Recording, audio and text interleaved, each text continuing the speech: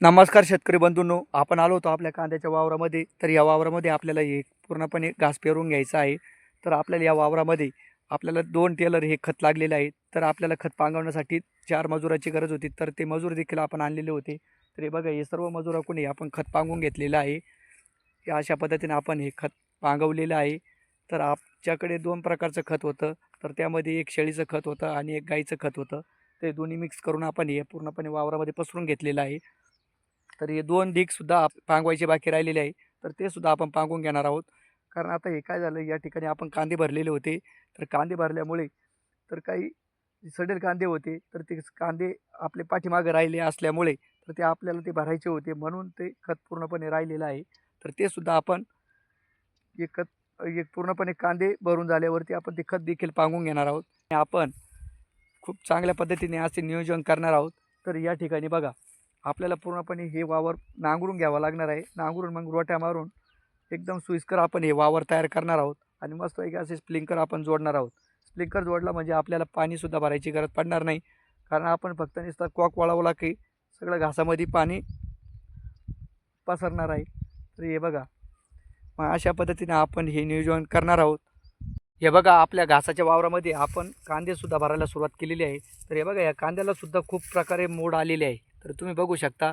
तर हा प्रत्येक आपल्याला मोडून घ्यावा लागणार आहे. जर तुम्ही हा जर व्यवस्थित जर मोडला नाही तर त्याला योग्य पद्धतीचा असा बाजारसुद्धा मिळणार नाही. तर हा कांदा पूर्णपणे सडून जाईल, त्याचा काहीच उपयोग होणार नाही. हे बघा, जर तुम्हाला मोडता येत नसेल तर तुम्ही पूर्णपणे असे मातीमध्ये हे असं खोडून घ्यायचं आहे.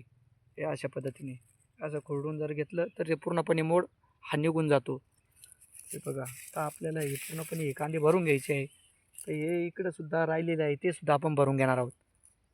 तर हे बघा, आता आपल्याला इथे हे पूर्ण या ठिकाणी घास पेरायचा आहे. तर घास पेरण्यासाठी आपल्याला पूर्णपणे असे हे 2 टेलर लागलेले आहे. हे बघा, आपण 2 टेलर हे खत पूर्णपणे वावरामध्ये टाकून घेतलेलं आहे. तुम्ही बघू शकता. तर याला कम से कम आम्हाला 4 मजूर लागले होते. तर हे बघा, आणि हा ट्रॅक्टर आपल्याकडं 4 चाकी ट्रॅक्टर होता. ते ट्रॅक्टरने आपण घरापासून ते इथपर्यंत खत वाहून टाकलेलं आहे. तर हे बघा, ते बघू शकता. हे बघा, ते कावळेसुद्धा त्या उन्हात ते पूर्णपणे वेचू राहिले. तुम्ही बघू शकता. हे बघा, तर आपला घास कशा पद्धतीने येईल तर आम्हाला कमेंट करून सांगा.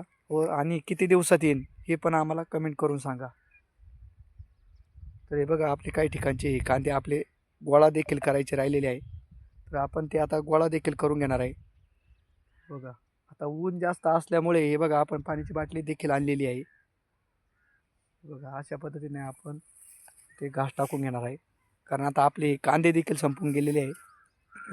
तर तुम्हाला आपला आजचा हा व्हिडिओ कसा वाटला? जर तुम्हाला आवडला असेल तर आम्हाला यूट्यूबला येऊन नक्की लाईक करा, शेअर करा आणि सबस्क्राईब करायला विसरू नका. धन्यवाद.